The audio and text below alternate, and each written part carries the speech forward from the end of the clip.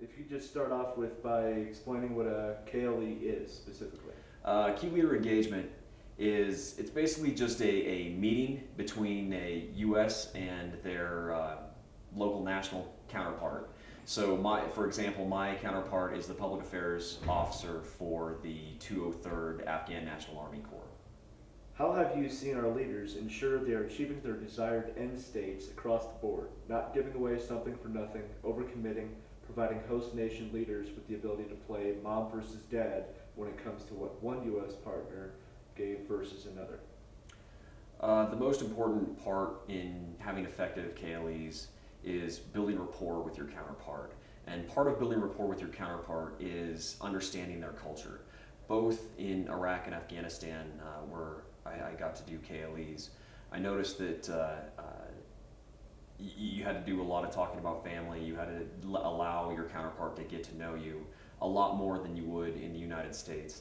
So that was probably the number one thing, and just understand the understand the host nation's culture before you walk in. As far as promising things from other units, that's a huge problem. Never, ever, ever promise something that you can't deliver on, because it's always going to end up in the lap of the guy that replaced you. I've noticed that has happened to me in both my KLE focused deployments that I've had, my MIT team, and then this mission. And so definitely be careful about things that you can't readily provide, because that will destroy your rapport and destroy any chances that you have to really working with the Afghans or Iraqis and being able to influence them.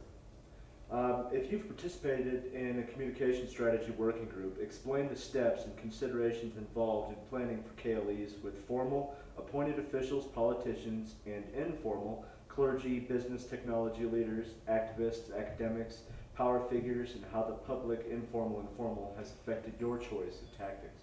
In Iraq, it was more formal. I was working with an Iraqi general 100% of the time, and he had to. It was always we had a message and we had a plan going in. I was on a MIT team. It was about 11 guys where we knew what our strategy was. Our strategy came down from higher, and we were always working towards that. This is a different situation. I'm a public affairs officer. I do have a counterpart, but more of the KLEs that I'm taking part in are with other transition teams, like the advise and assist teams, and I'm watching them, and I'm getting products from them to create for stories for the United States. All right, sir. Have you worked with the S2J2 on KLE prep, perhaps helping identify those to engage with? Did the entire staff identify leaders in their specific functional areas for KLEs? I specifically have not. My KLEs here in Afghanistan they're kind of few and far between. Primarily what I do is I tag along on other KLEs, watch them, and get stories out of them for the U.S. public. All right, sir. And finally, what public affairs products have come out of KLEs you've been involved in, and what do you think their impact was? In my month so far here in Afghanistan, I've done 2 articles that have been released, and I've also escorted a Reuters reporter to a KLE and a visit to a hospital. And so these are the products that we're creating. We're creating messages for the U.S. that are in line with our command's messages.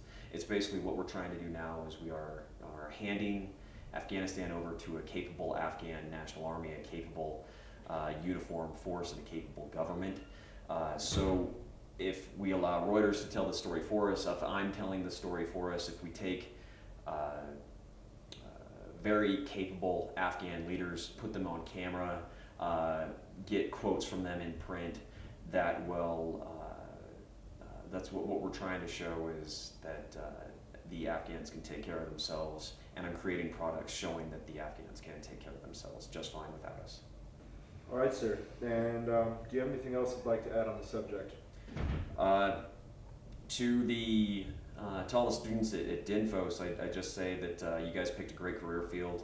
I'm having a great time. This is my first deployment as a public affairs officer, and it's the most fun that I've had so far.